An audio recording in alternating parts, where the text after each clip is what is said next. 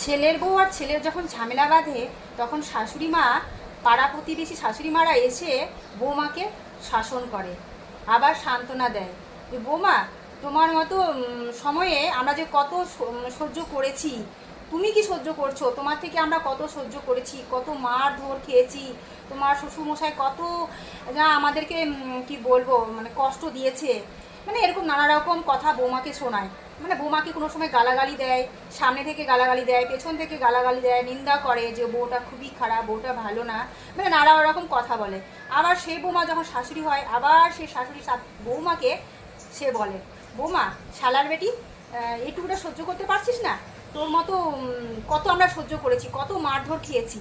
মানে নানা রকম গালাগালি দিয়ে দেয় বৌমাকে, কোনো সময় সান্ত্বনা দেয়, সান্ত্বনা তো দূরের কথা, বেশি গালাগালিটাই দেয়। তো এরকম আমরা নারী জাতিরা একে অপরকে কত দোষ দিয়ে আসবো বলো, কত দোষ দিয়ে আসবো? আমরা তো সারা জীবন দোষ দিয়ে